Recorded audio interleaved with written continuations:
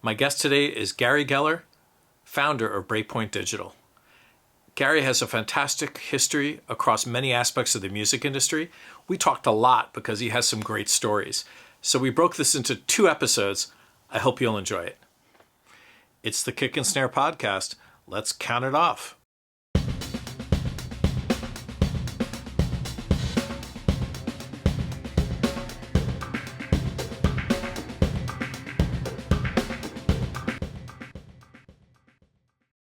Hey everyone, welcome back to Kick and Snare. I'm back with Gary Geller because we had so much to talk about. We had to split this into 2 episodes. So Gary, welcome back. Thank you. It's a pleasure to be here. Again. Again. All right. So great. When Gary came back for part 2 of our conversation, I asked him about concerts he had seen as a fan. Let's hear what he had to say. So my first concert was pretty funny. I just happened to be in Manhattan running around because I'm, like I think I said earlier, I'm a kid from the Bronx. Mm-hmm. And I kind of looked up and there was a sign in front of Madison Square Garden that Led Zeppelin was playing, and I just wandered in. Nice. I saw Led Zeppelin play at the Garden. I think it was probably 1970 or something like that, maybe Fantastic. Before. Yeah, I was like 14 years old. I love that. It was a lot of. It was an eye opener. Put it that way. I'm sure it may have. How do I put it? May have affected the trajectory of your life. And assuming this wasn't, do you have a favorite concert that you could share with us? I'm glad you asked. I do, actually. It's a favorite concert / memory. And sure. When I was a kid, I was keenly aware of the Fillmore East, and I would go there on any time that I could. It was a short window because it wasn't open that long. No. Bill Graham was bank now, or last I looked, it was a bank. Yeah, exactly. Bill Graham left us. Wasn't happy about that. But I happened to go to a Leon Russell show, and I was a fan. Mm-hmm. I thought Leon Russell was the bee's knees. I still do, actually. Sure. And this little known opening act was a fellow named Elton John who'd just come over from the UK. How cool! And nobody knew who he was. Right. And he was. It was awesome. Right. So that was probably my favorite concert / memory, is that I couldn't believe this opening act was amazing. And so that was. And you great. Were right. Apparently you were right. Yeah, I should have signed him right then and there, huh? Yeah, what were you thinking? Yeah. But the Fillmore East as a venue was just such a magical place. I mean, I think I got to see 2 other significant shows there. One was Richie Havens, and one was John Mayall. Oh, nice. Yeah. Both good shows. Great. I'm sure. Great shows.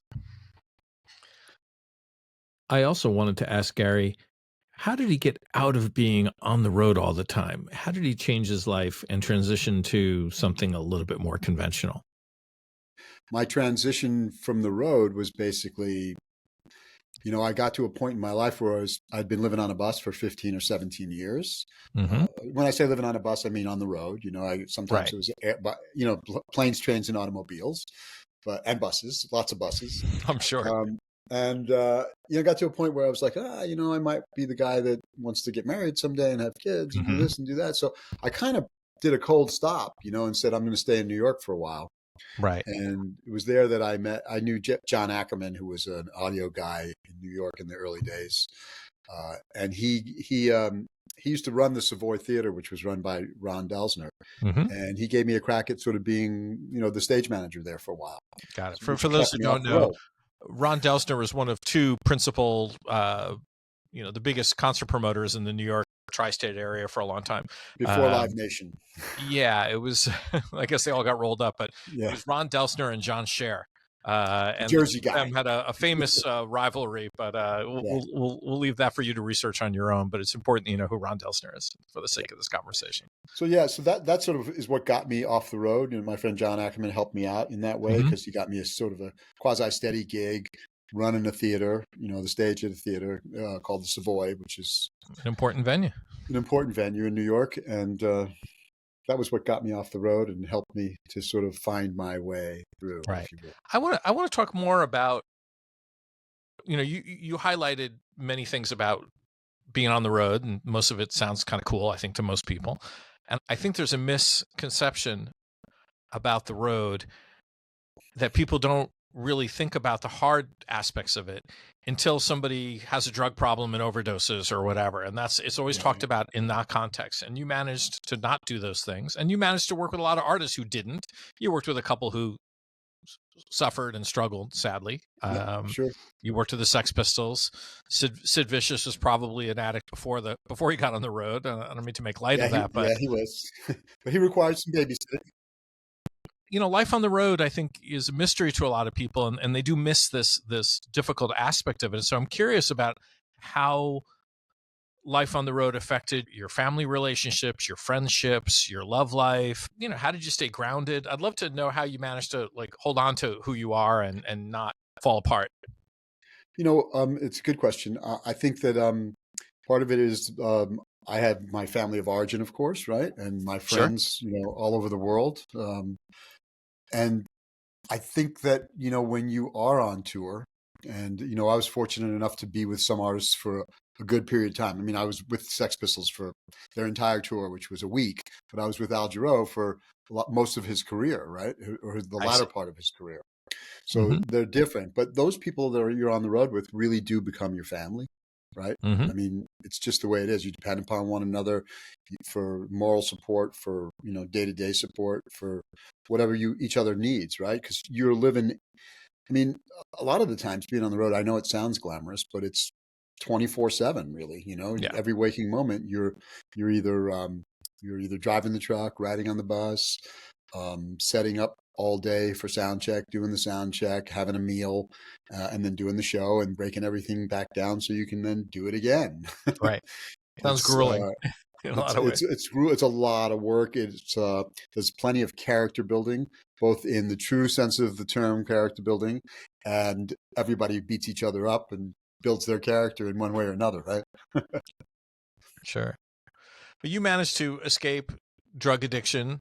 I don't mean to suggest you were an addict and you got out of it or anything like that. For the record, Gary is not a drug addict and has not been, at least as far as I've ever known.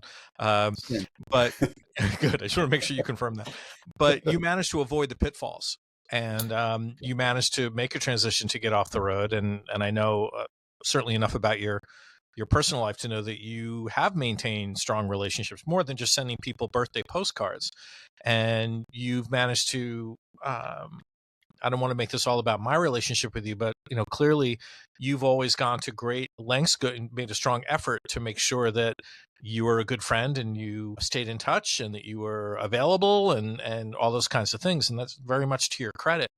And I also know that you're, a successful husband and father and family guy, and you have relationships that go back decades, which says a lot. So I don't mean to laud you with praise in this regard, but it took something special, I imagine, to be able to go from this one thing you were doing to what you've been doing for the last, I don't want to say how many decades since, but you've certainly managed to stay grounded and be a pretty cool dude. Thanks. Yeah, I mean, it takes a lot of work, right? You gotta be on it all the time. I mean, I'll say that just yesterday I was on the phone with, a guy that I know for 35, 40 years, Lars Brogard. He owns Mhm. a sound reinforcement company that's both in Nashville based in Nashville in England. And he does acts like Ed Sheeran and, Judas Priest. And he's got probably 15 acts on the road with his sound reinforcement stuff. But we talk like 2 or 3 times a week. And same Right. goes for Randy Azradi, a friend of mine who's now retired and living in Valencia, was my former partner with FNL Music. Yeah, you mentioned earlier. We talk a couple times a week. And then we have a quasi standing call with probably a 6 or 8 or 10 guys that I used to be on the road with over the years. And we do a Zoom once a month or so. And it's kind of a hoot. We all try and keep in touch, right? That's very cool. Yeah. So you mentioned Jarreau, and I know, I think you may have mentioned it early in our conversation, or maybe it was off mic, that you had a long-standing relationship with David Sanborn as well, who's a Mm-hmm. sax player and band leader for those who don't know him, and passed away in the last year, right? Or maybe a little Yeah, longer ago. I'm he not did. positive. Probably they just did the tribute. So yeah, it's definitely within the past year, less Yeah. than a year. So what was it like being on the road with people like David? They were It older was guys and mature guys, right? And confident guys, right? So It was, both Al, David, and Marcus Miller were at one point or another managed by a fellow named Patrick Rains, Right. who was a great manager and a class act. I Mm-hmm. mean, he was the guy who I was fortunate enough to work for when I was very young for Al. I worked for Al probably 3 or 4 times over the years in different I see. states, right? Mm-hmm. But when I first met them, it was clear to me that this was a class organization. I had just gotten off the road with the Sex Pistols, and I got and my next gig was they were back to back. My Right. next gig was going to the south of France with Al Jarreau, and it was my first time with Al. And I got picked up in a limousine at the Right. the Hollywood Hyatt House and whisked off to the south of France. It was pretty nice. Right. Um, That's a big but contrast from what you had been doing. yeah, big contract. And Al stayed at the Ritz Carltons of the world, right, and the Four Seasons of the world. We stayed at Mm-hmm. great hotels, and it was a very small unit, right? When I started with Al, it was um, Lynn Blessing on vibes, Joe Carrero on drums, Abraham Laboriel on bass, and Mm. Tom Canning on keyboards, along with Al. Right? Right. It was like being in somebody's living room. It was a pretty awesome jazz ensemble, right? Very cool. Very intimate, beautiful. I mean, I remember standing in the wings thinking, I got to pinch myself because every night the music was so wonderful and it's always different, and it was pretty amazing. Really lucky Right. to be there. Yeah. That's cool Yeah. to have that realization in the moment, especially for, Yeah. when you're young and everything. Yeah. It's amazing. Totally. So I won't ask you to name names because I don't want to insult anybody who's still alive and around to hear, who your favorites were. So we'll skip over that, but I know you like some better than others. When it comes to the shows, are there particular shows? Of course, you'll remember an amazing giant show or a terrible disaster or whatever. But were there Right. shows that blew you away musically? Were there any artists who just knocked you out, and why? I'd love, when you were working with them professionally, I'm curious about that. Sure. I mean, well, both Al and David and Marcus, for that matter, are all huge talents in their own right, but they also Mm-hmm. tend to be interested people, and Right. so they would always vamp on one thing or another, or just sort of take it out to a whole new level on a regular basis. I mean, they didn't want to be bored. They didn't want to be the same every night. They wanted Right. to. They were in the business of making magic, really, to be honest. Mm-hmm. And so those Makes guys sense. in particular were great. Others were formulaic, right? I mean, the Sex Pistols were formulaic. Van Halen Right. was formulaic. Yeah, They or at had a least they had show, to and repeat what they were doing every night because it's a even the different Rolling Stones were style of music. formulaic. I mean, they're Yeah. just there are everybody has their moments, but some have moments more than others, I guess. Yeah. In the rock idiom, though, there's typically, it's always debatable, but typically less room in that idiom for improvisation and risk taking and things like that on the typical night. A band may change their set list and things like that and do different things, but it's typically not, let's have a framework of a song like in a jazz context and then see what happens and push everybody to take solos and go crazy all the time. It's a different type of thing. Exactly. We shared a client in common who was, of course, very special to me because I came up through that, through the experience with Living Color. And you were a Living Color tour manager, both for the Rolling Stones Steel Wheels tour. We touched on that earlier. Yep. And after that, for a couple of tours, at least, I think, including we did the Europe. Lollapalooza thing, and we did a bunch of other things. Right. We even played CBGBs after the Rolling Stones tour, which was great. Right. I think Yeah. we went from stadiums to CBGBs. Right. We had some good experiences together, all the coming to it from a different angle. I do appreciate the fact that whenever I came out on the road, I was a personal manager, not the tour manager, or worked for the personal management company, Seriously Incorporated, for Jim Grant and Roger Kramer. But when I came out on the road, you always treated me really, really well. And I always got the sense that you were trying to make everything fun for the band and the crew. And we both were lucky to establish, what are still good friendships with Vernon Reid, the founder of Living Color and guitarist, and one of the principal writers in the band. And I've always been aware of Vernon on the road as somebody who liked to take in where he was and experience the local culture if he could, and spend some time. And I know you two had connected on some opportunities to do that together. Do you mind talking about Vernon a little bit and what that relationship? Sure. No, I mean, it's my pleasure. I call him Sweet Daddy V. Yes, But, but he like Al, and I put him in the same category as Al and David Sanborn and Marcus Miller. He's a very, very thoughtful individual who Yeah. happens to be one of the greatest guitar players on the planet, who is an exception in that he's in the rock and roll world, but he also crosses over into so many worlds Oh because yeah. he's an awesome musician, and he is one that I don't think he always sticks to the script, and he Oh, reaches certainly out not. there Yeah. and certainly does other things. But on the personal level, I really enjoyed my time with Living Color and in general, and with Vernon in particular, because Vernon and I were the early birds. You know, the bus would pull into town, and everybody else would be asleep, and he and I would sort of check in, and then we were like, okay, let's find out what this town's about. And he was really a super curious guy, and we'd go out, and more often than not, he'd have his camera on his hip, and we would just sort of seek out adventure, if you will, right? We like to go into secondhand shops and junk shops and just find out where the scene was, and walk around all day until it was time to go make sure that the crew had it together and that the sound check happened. Yeah. And Vernon is another totally... vignette, another little Go ahead. story about, I'll always remember, we were in Madison, Wisconsin, and we were playing some really nice theater. And back behind the theater, there was a sushi bar, and both Vernon and I said, let's go grab some sushi. We went in and had some sushi. Long story short, was the sushi master recognized him and was very cool with him. Not a lot of words were exchanged. But at the end of our meal, we were getting ready to go, and we were like, hey, let's have the check. And the guy was like, no, you're my guest tonight, to both Vernon and I. And Vernon's response to that afterwards, we walked out, and he said, when I didn't have a pot, I'm paraphrasing, but when I didn't have a pot to piss in, nobody gave me a meal.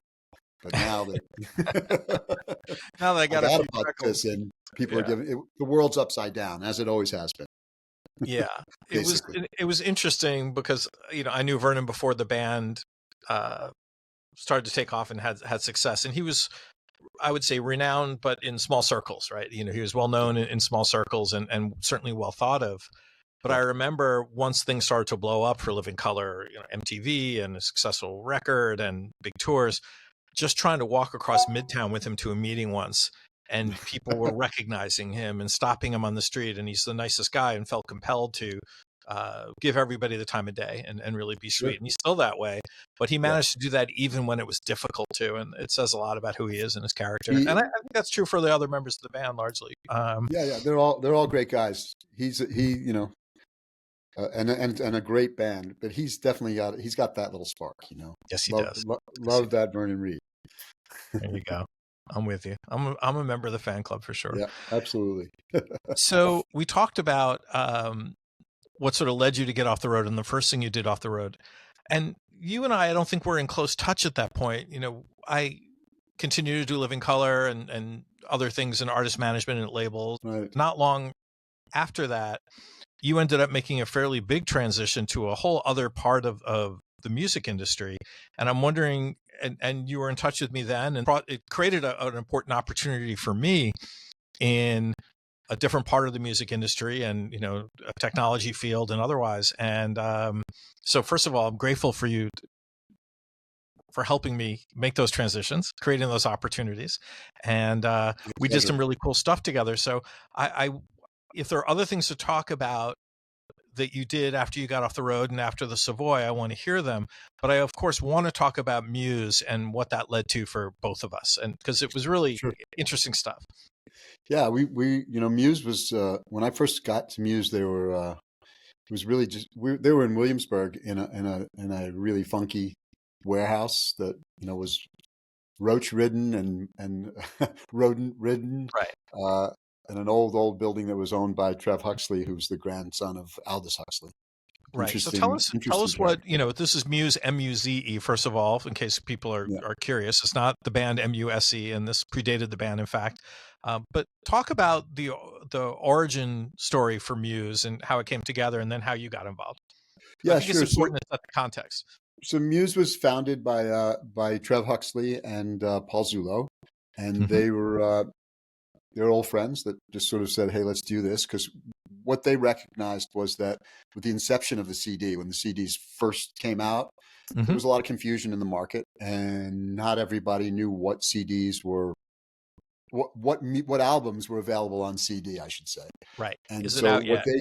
what they did was that they got a team of people together that were software folks and artist folks and reviewer folks and data folks, and they scanned every CD as it came out, and they put in the UPC code and the name, the artist, the title, the song list, all the business metadata, and they created a metadata database for CDs. And the first way in which they monetized it was they had a hotline called 1-800-CD hotline, and they gave that 800 number out to radio stations in exchange for ad time. And then they had another friend who was a professional, in the ad space, the audio ad space, who they bartered that time with them. So that's how they made money. Cool. Yeah. Yeah. So they made money with an 1-800 service where you could call up and say, "Hey, I want to know if Van Morrison's first album is out on CD." Right. In those days, for people who don't remember, or maybe are too young to know, it was always a burning question. Vinyl had been the predominant format, and then cassette. And the question of what was Let's out not on forget 8-track. Come on. Well, yeah, 8-track. I had one in my Volkswagen. I don't want to hurt anyone's feelings, but in those days, catalog replacement was the first thing that took off for CDs. People would buy Dark Side of the Moon again in CD because they wanted to hear it in this great audio quality. And at that time, if it wasn't an important catalog album, the labels weren't necessarily well motivated to put it out. Sometimes there would be people lobbying, "Hey, can you put out Born to Run by Bruce Springsteen on CD?" because it was an evergreen title in vinyl, but maybe not available yet. So this was a ongoing question that many in the marketplace had, because music was not ubiquitous. You had to go to a store to buy it, or to borrow it from a friend, or to figure out some way to get a cassette copy or whatever. So this was the burning question of the day: is it out on CD yet? And that was the first way in which the CD really took off in the marketplace. So that was important for people to understand. Yeah, at Muse we had the answer, so we shared it and somehow made a living doing that. And then one day the light bulb went off, and we said, "Hey, this would be really great to have in record stores, right? If you walk into a record store, you should be able to search this database and say, 'Hey, is this on the shelf, or can I order this, or do you have it?'" And so we did that for a really long time. I remember when I arrived, I think there were probably 10 or 15 kiosks in the marketplace. And it was my mandate to get thousands of them out there. So my role was to tackle all the big boys of the time, which are all no longer in business, of course. I mean, there was Tower Records and Music Land and Trans World and Waxworks and Strawberries and I remember. You name it. Well, it's interesting. Another piece of context is, keep in mind, folks, that this was pre-internet. So we didn't have Google to answer these questions for us. Right. And so I remember when I ended in later, you were very kind to help me get recruited into Muse. And I had actually did 2 stints there, 2 successful times, which was really great. But having a Muse kiosk, as we called them in those days, a Muse touchscreen device on your desk, was pretty exciting. It gave you a little bit of power. You were somebody who could answer that question of who played on this record, or, what's the third song on side 2 of this album, or whatever. And having that information was sort of, used to settle arguments, we used to say, remember? And that was a really cool thing before this type of information was ubiquitous on the web. Yeah. Another interesting tidbit I think people would be curious about were the investors in Muse, because they were almost polar opposite personalities and types of people. Do you mean John Kluge? Yes. So John Kluge came in and invested. And for those who don't know, John Kluge was the builder, sat atop the Metro Media empire. It was a broadcaster from New York, owned Channel 5 in New York and other properties. And he was Elon, not the Elon, he was the Jeff Bezos or Elon. He was one of the wealthiest people in America. Yes, he was. Back when a measly $16 billion made you wealthy. Yes. Times have changed. But there was another interesting investor in Bob Weir, as I recall, early in the process. Yes, Bobby was in the original. He was before Kluge. He was friendly with Trev, who was Aldous Huxley's grandson. But Bobby was and still is really good friends with Trev, and he gave them the seed money to get it off the ground. Not only did he give them the seed money, but I remember the week that I joined the Muse party, they were editing a video for the Muse kiosk I remember where this. Bobby was in Yeah. the video, and it was Touch of Grey, and it was showing how to look up. It was pretty cool, and we Yeah. used that as a promo item to send out to record chains and so forth. That was cool stuff. So in that era, you mentioned the chains, and initially it was stores that were mostly focused on music, like Tower and the Sam Goody chain, or Musicland, that was the Sam Goody brand, among Everybody others. had Virgin Records had it, Yeah, they and I all had it. remember it was very successful, but at the same time, there were some changes in the business. I mean, bricks and mortar retail was going crazy. E-commerce hadn't really taken off yet, and destination retail sort of became a thing. So suddenly there was an evolution to destination retail. And an example would be Barnes and Noble, and Borders Books, which I don't believe is around anymore. Maybe the brand is in some fashion. Barnes and Noble still is, but they were building out these really big stores with cafes, sometimes a Starbucks in them, and they were encouraging people to hang out in the stores. And so that changed the equation somewhat in terms of what they were willing to invest in their stores. And so I wish you could speak to that evolution in retail and how we got to this place where it ultimately became experiential retail. It was a super interesting time to be there, because Borders, Best Buy, Barnes and Noble, even Virgin to a smaller degree, but they did really much larger footprints. Yeah. And Tower were all expanding. I mean, it was this amazing time. I mean, it was sort of like all of a sudden they were all doing it at the same time, and they were trying to get people in stores and hanging out, like you said. Mm-hmm. And we were lucky enough to convince those guys that when they were doing a build out, and they did them, I mean, stores opened weekly, that we were a part of the program, right? There's got to be a Muse machine in the corner there, so that when it not only made consumers able to help themselves, but it made the folks that were on the floor of the store, it made them professionals, made them, they could answer any question. Right. And so it became a different kind of a thing. But that time in retail was amazing. It was exploding. I mean, I remember going to visit Best Buy when it was in a small, it was a small company. The headquarters was in Minneapolis in I forget what do you call it? A Quonset hut. Yeah. It was literally, like a team of probably 50 or 100 people in a Quonset hut. That was Best Buy headquarters. Right. Now it's like going to an airport. Yeah. So things went great guns for a while, and then the internet happened. In those days, stores were not particularly connected, right? They didn't have, if you had a dial-up in the store or a modem, it was there to serve the cash register at the end of the night, the till, basically. It wasn't something that employees were using typically. There weren't a lot of data sources available to people. Either it was a Muse kiosk of some kind, or it was a phonolog, video log book, a company ultimately that was making these giant print databases that was acquired by Muse. And it started to change over time as the world sort of shifted to online retail. We often think of, we went from the CD to, sold in record stores to streaming, but there was sort of a middle stage when companies like Amazon and CD Now and Pentagon and, I'm sure there were a bunch of others whose names I've forgotten.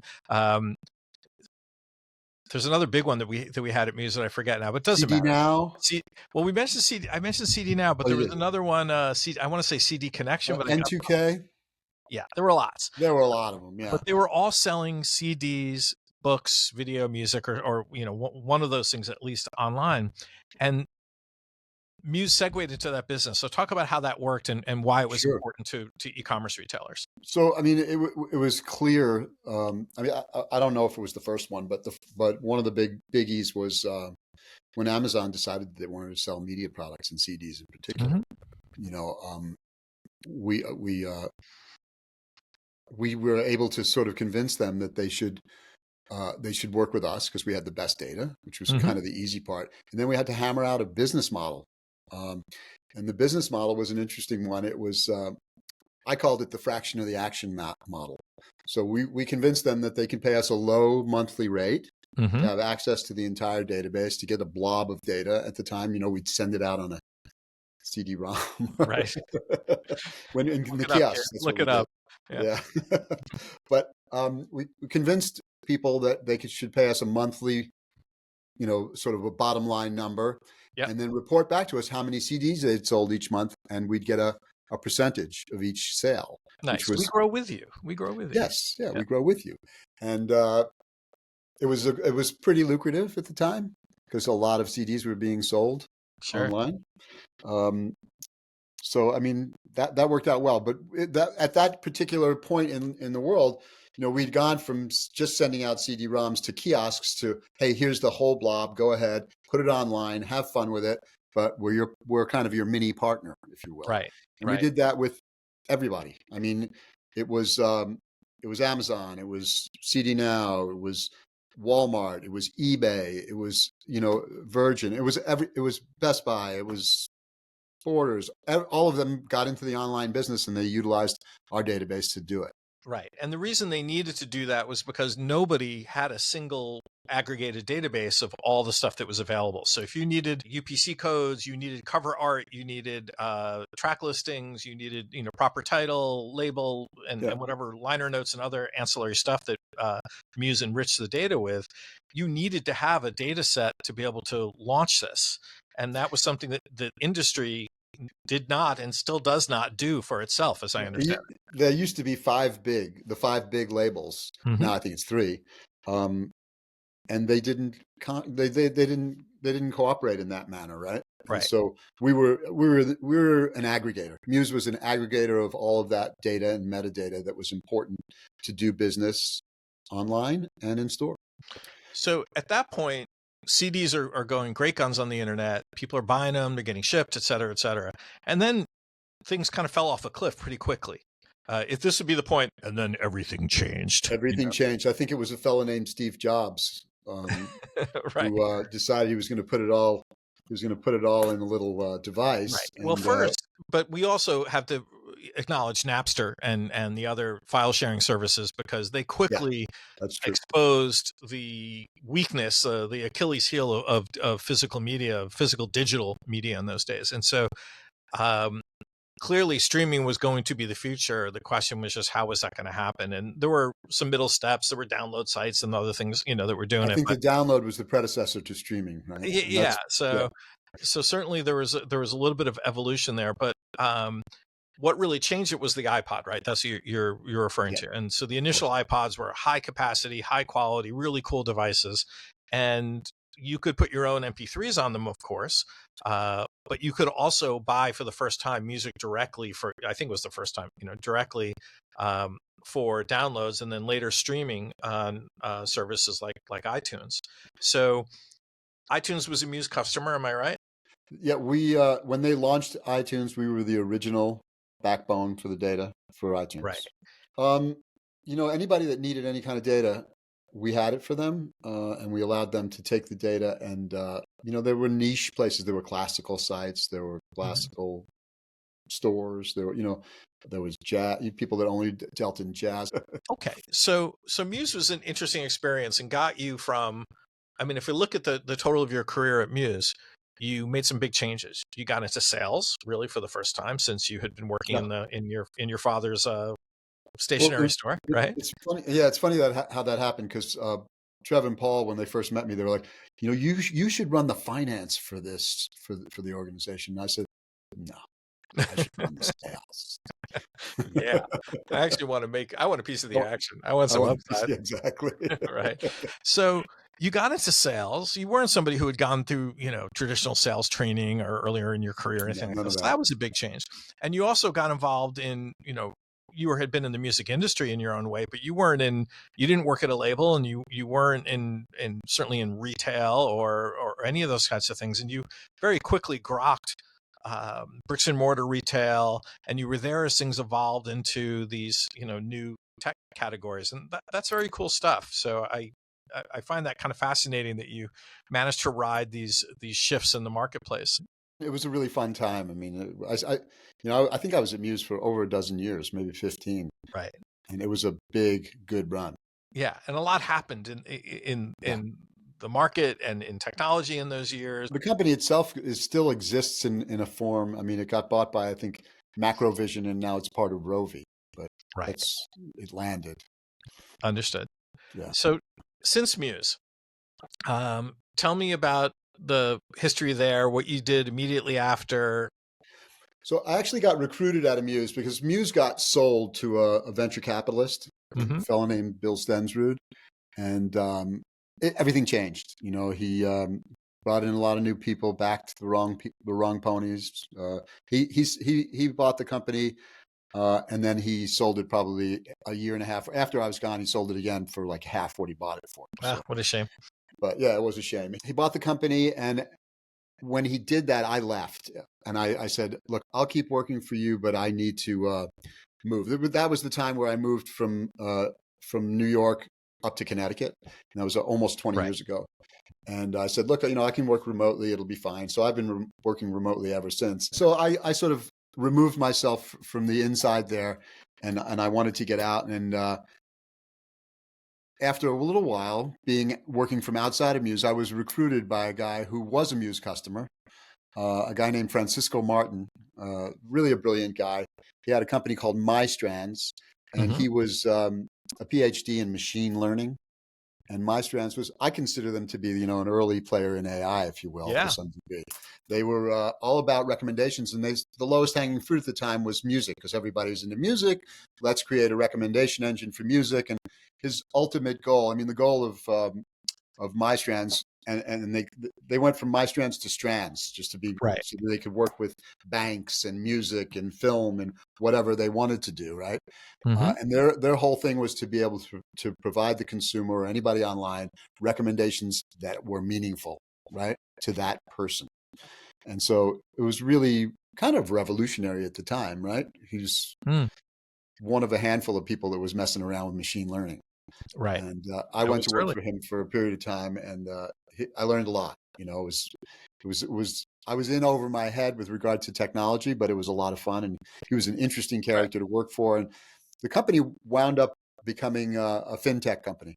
They got a $55 million investment from BBVA, which is a big Spanish bank. Oh, wow. And he hired a lot of engineers, and it wound up that the place for that company to make a lot of money was in the finance space. Sure, that makes sense. Yeah. So what other highlights would you like to hit on since you formed Breakpoint Digital? I did. And you've worked with a ton of different types of clients over time. What highlights would you like to share about that? I think probably, NewsCred was an interesting company. They were They were a technology and aggregator of content. NewsCred is now called something else. I think their name now is Wonderful or something like that. Just somehow we met, and myself and Scott Lair, who you know very well, and we consulted with him for a number of months, probably 6 months or 8 months, and then Scott went on to become his chief operating officer. But NewsCred was a revolutionary company. They were working with all the publishers, and they were creating content streams because content was in great demand at the time. Right. Understood. And so I did that. And then I also worked for Scott. The aforementioned Scott left NewsCred after a while and went out to Los Angeles. He got a job offer from a company called Demand Media, which is now called, I think it's called the Leaf Group the Leaf Group. And at the time, Demand Media had a lot of websites and managed a lot of eyeballs. They had Saatchi and Saatchi for art, and they had eHow, and a dozen others, some comedy sites and so forth. And so they were in the business of gathering eyeballs to sell ads. Digital media platform. Yeah, I think they did really, really well.